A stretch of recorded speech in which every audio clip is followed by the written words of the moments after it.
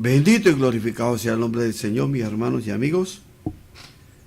Dios les bendiga, Dios les guarde. Desde Colombia les saluda su pastor, hermano y amigo Pedro Pablo Maya, trayéndoles el mensaje de la palabra del Señor, por intermedio del estudio bíblico que estamos haciendo en el libro de San Marcos. Glorificado sea Cristo Jesús. Hoy vamos a comenzar el estudio del libro de San Marcos, capítulo número 11. Es una bendición, mis hermanos, en la forma como lo estamos haciendo, en una forma clara, en una forma sencilla. Gloria a Cristo Jesús. Y sabemos que estamos siendo de gran bendición. Les recuerdo la metodología. Presentamos el texto, presentamos el audio, después presentamos el estudio de los versículos más importantes de cada capítulo. Con toda la seguridad, mi hermano, que le ayudará a usted a comprender más la Biblia, que es la palabra del Señor. Gloria a Cristo Jesús. Bueno, mis hermanos, a lo que vinimos a estudiar la Biblia, no venimos a otra cosa. Así que, en primer lugar, mi hermano, nos vamos a achicar para que usted pueda, gloria a Cristo Jesús, usted pueda leer el texto y lo pueda, bueno, nos podamos acá, podemos compartir la palabra. Aquí vamos, mi hermano, ya con el capítulo número 11. Entonces, mis hermanos, la metodología, ¿cuál es? Presentamos el audio, presentamos el texto, gloria a Cristo Jesús, y después venimos al estudio de cada verso de la palabra del Señor. Así que vamos a escuchar el audio. Estamos compartiendo la lectura de la palabra de Dios en el Nuevo Testamento. Y en esta oportunidad nuestra cita bíblica es Evangelio según San Marcos, capítulo 11. Evangelio según San Marcos, capítulo 11.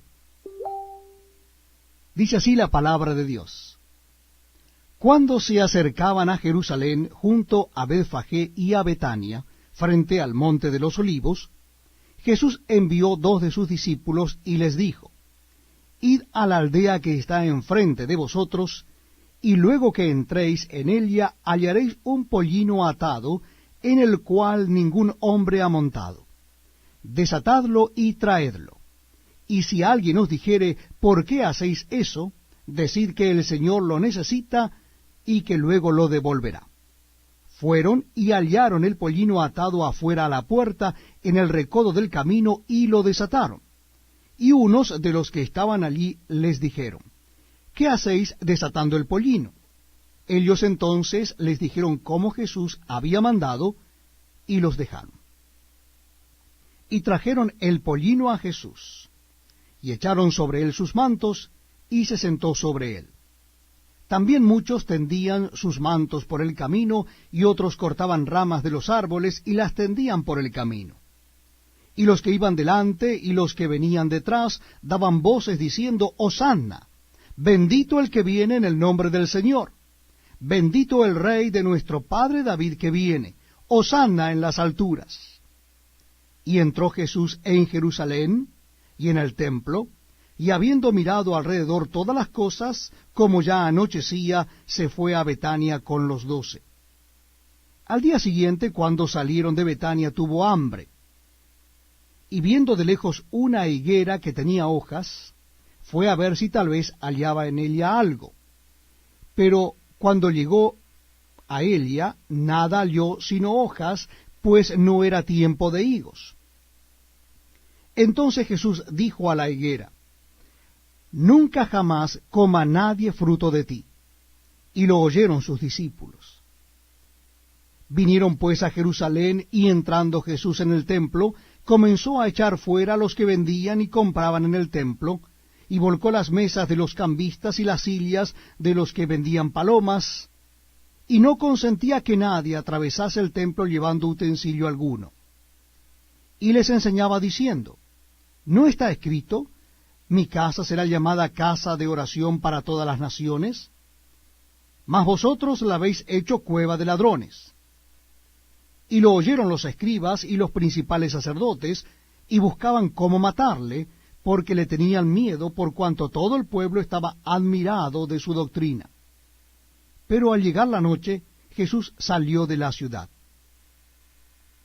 Y pasando por la mañana, vieron que la higuera se había secado desde las raíces. Entonces Pedro, acordándose, le dijo: Maestro, mira, la higuera que maldijiste se ha secado.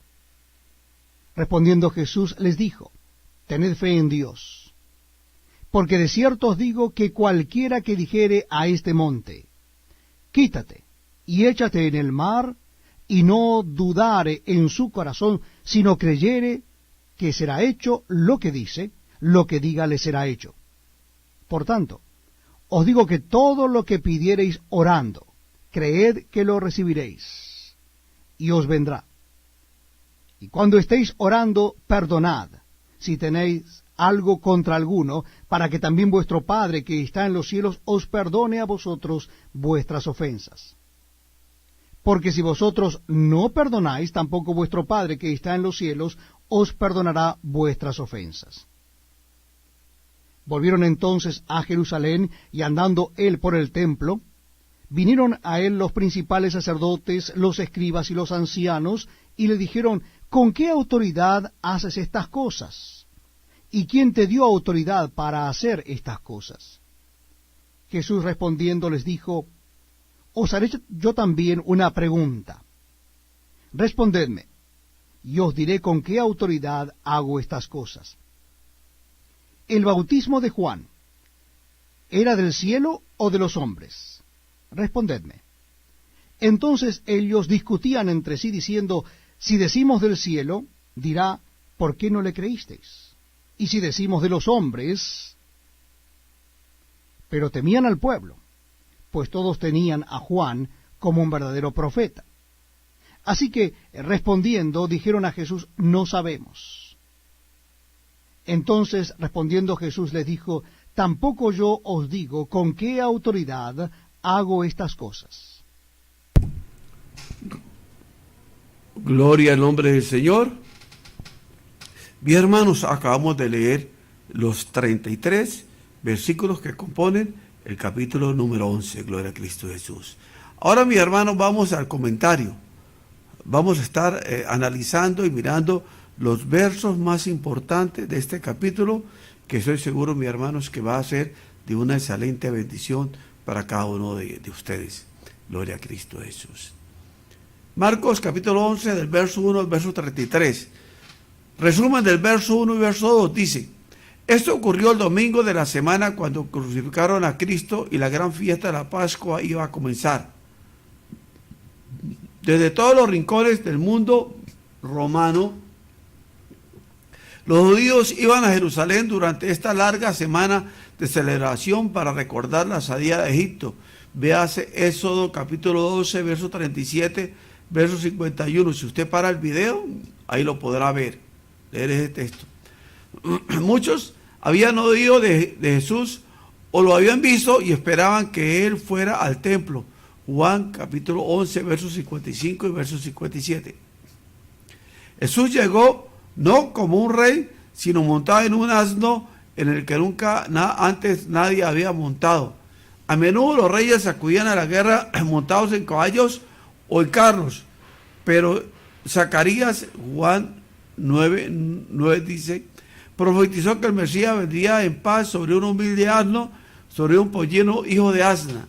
Jesús sabía que quienes lo oyeron enseñar en el templo volverían a sus casas en cualquier parte del mundo anunciando la venida del Mesías. Verso 10 y verso 9 y verso 10. La gente exclamaba Hosana, que significa salva ahora, y así daban cumplimiento total a las profecías. Zacarías 9:9, libro de los Salmos 24, 7, 10, Salmos 118, 26. Hablaban del regreso del reino de David, basándose en las palabras de Dios en el salmista. En Santiago capítulo 7, en 2 Samuel 7, 12, 14. Veían muy bien en Jesús el cumplimiento de estas profecías, pero no entendían la proyección que tendría el reino de Cristo. Cuando solo algunos días más tarde llevaron a Jesús al tribunal, esa misma multitud gritó, crucificale, gloria al nombre del Señor. Verso 11 a 21. Dice, hay dos partes en este inusual incidente: la maldición de la higuera y la limpieza del templo. La maldición de la higuera fue una parábola escenificada relacionada con la limpieza del templo. El templo era un lugar de oración, pero la verdadera oración había desaparecido. La higuera prometía frutos, pero no producía nada. Jesús manifestó su enojo por las vidas religiosas sin fruto. Se andaba mostrando religiosidad, pero no lo ponemos en acción. En nuestras vidas seremos como la higuera que se secó y murió. La fe genuina tiene un gran poder. Pídele a Dios que le ayude a producir frutos para su reino. Gloria a Cristo Jesús. Verso 26.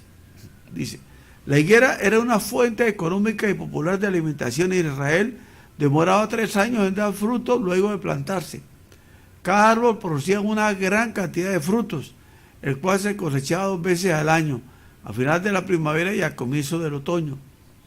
Este incidente ocurrió cerca de la primavera, cuando las hojas empezaron a brotar. Los higos casi siempre crecían junto a las hojas, pero este árbol en particular, aunque estaba lleno de hojas, no tenía higos, lo que significaba que ese año no daría frutos. El árbol se veía prometedor, pero no tenía frutos. Las palabras duras de Jesús connotaban que la nación de Israel era como esta higuera. Debía dar frutos, pero era espiritualmente estéril. Gloria al nombre del Señor. Verso 15 y verso 17. Jesús se enojó, pero no pecó. Hay lugar para una justa indignación. Los cristianos debiéramos oponernos al pecado y a la injusticia, tomando esa posición activa en su contra. Es lamentable que a menudo los creyentes somos pasivos respecto a estos asuntos tan importantes y nos enojamos en lugar de superar cualquier insulto personal u ofensa insignificante. Asegurémonos que nuestra indignación esté bien dirigida. Gloria al nombre del Señor. Versos 15, versos 17. Dice, los cambistas de dinero y los comerciantes hacían grandes negocios durante la fiesta de la Pascua. Los que venían de países extranjeros tenían que cambiar su dinero en la moneda judía, que era la única aceptada en el templo, pero cuestiones de impuestos y para compras animales para sacrificio. A menudo las especulativas tasas en el cambio enriquecían a los cambistas y los exorbitantes precios de los animales enriquecían a los comerciantes. Instalaban sus puestos en el atrio de los gentiles en el templo, lo que frustraban la intención de los gentiles que iban a adorar a Dios. Isaías capítulo 5, capítulo 56, versos 6, versos 7. Jesús se enojó porque la casa de oración de Dios llegó a ser un lugar de extorsión y una barrera para que los gentiles llevaran su ofrenda. Versos 22 y 23. Dice, el tipo de oración de la que hablaba Jesús es la oración por la fecundidad del reino de Dios. Orar por una montaña, que una montaña sea echada al mar, no tiene nada que ver con la voluntad de Dios. Pero Jesús usó esa figura para enseñar que para Dios es posible hacer lo imposible. Dios contesta las oraciones, pero no debido a su actitud mental positiva. Debe reunirse en otras condiciones como ser creyentes, no haber nada en contra de otros, no orar por motivos egoístas, que sea para el bien del reino de Dios. Para orar con eficacia tenemos que tener fe en Dios, no en el objeto de nuestra petición. Si ponemos nuestra fe en el objeto de nuestras peticiones, no tendremos nada cuando se nos niega lo pedido. Gloria al nombre del Señor. Aleluya. Verso 24. Jesús, nuestro ejemplo de la oración, oró una vez diciendo: todas las cosas son posibles para ti, mas no lo que yo quiero, sino lo que tú. Marcos 14:36. A menudo oramos por nuestros intereses y deseos. Nos gusta oír que podemos tener cualquier cosa, pero cuando Jesús oró lo hizo con los intereses de Dios en mente. Cuando oramos podemos expresar nuestros deseos, pero que la voluntad de Dios esté sobre nosotros Examínense para ver si sus oraciones se centran en sus intereses y en los de Dios. Verso 27. Los líderes religiosos preguntaban a Jesús quién le da autoridad para echar a los mercaderes y cambistas. Esta autoridad, sin embargo, escondía una trampa. Si Jesús decía que la autoridad la recibía Dios, lo acusaría de blasfemia. Si decía que lo hizo con su propia autoridad, lo desacreditarían y lo echarían por fanático. Para descubrir sus verdaderos propósitos, Jesús atacó la pregunta con otra acerca de Juan el Bautista. El silencio de los fariseos probó que no les interesaba lo más mínimo la verdad. Lo que sería simplemente era que librarse de Jesús para les socavasen su autoridad. 30. Si deseamos información, veamos el perfil de Juan el Bautista. Dice, características claves de Cristo en los evangelios. Jesús es el Hijo de Dios. Mateo 16:15, Marcos 1:1, Lucas 22:70, Juan 8:23. Gloria al nombre de Jesús. Es el Hijo de Dios. Mateo 16, Jesús es Dios hecho hombre. Juan 1:2, Juan 1:14, Juan 20:28. Jesús es el Cristo, el Mesías. Mateo 26:63-64. Marcos 14:61-62. Lucas 9:20 y Juan 4:25. Jesús vino para ayudar a los pecadores. Lucas 5:32, Mateo 9:13. Jesús tiene autoridad, tiene poder para perdonar pecados. Marcos 2:9 y en Lucas 24:42. Jesús tiene autoridad sobre la muerte. Marcos 5:22, Marcos 5:35-42. Ahí sí pueden seguir ustedes leyendo, hermanos. Jesús tiene poder para darnos vida eterna. Juan 10:24 y 17:2. Jesús sanaba a los enfermos. Mateo 8:5-13. Marcos 1:32-33. Aquí pueden seguir, hermanos, y pueden leer. Jesús sanaba a los enfermos. Bueno, ya acabamos de leer. Jesús enseñaba con autoridad. Marcos 1:21-22. Mateo 7:29. Jesús fue compasivo. Marcos 1:41, Marcos 8:2, Mateo 9:23. Jesús esperó tristeza. Mateo 26:38, Juan 11:23. Jesús nunca desobedeció a Dios. Mateo 2:15, Juan 8:46. Glorificado sea Cristo Jesús. Pueblo, nos gozamos grandemente por lo que acabamos de leer. Gloria a Cristo Jesús. Esto es, mis hermanos, gloria al nombre del Señor, palabra. Esto es palabra, gloria a Cristo Jesús. Así que, mis hermanos, esperemos un momentico. Vamos a ver acá cómo nos arreglamos para poder hacer la respectiva despedida. Gloria a Cristo Jesús. Ahora nos agrandamos acá. Bueno, pueblo del Señor, les agradezco, mi hermano, que nos estén acompañando en estos estudios, pero quiero pedirle 3 favores. Comparta que estamos estudiando la Biblia, la palabra del Señor. Denle clic para que muchos en las redes sociales se enteren. Segundo lugar, si me está viendo por YouTube, suscríbase a este canal. Si ya está suscrito, le quiero pedir otro favor. En la parte de abajo a la derecha, donde dice suscripción, hay una campanita. Denle clic a la campanita para que siempre que suba un video usted sea notificado que lo estoy haciendo o cuando hago un al vivo. Mi hermano y amigo, Dios les bendiga y les guarde y Dios lo permite. Nos vemos en el día de mañana. Acordemos que este es un programa de lunes a viernes, 8 de la noche, hora de Colombia.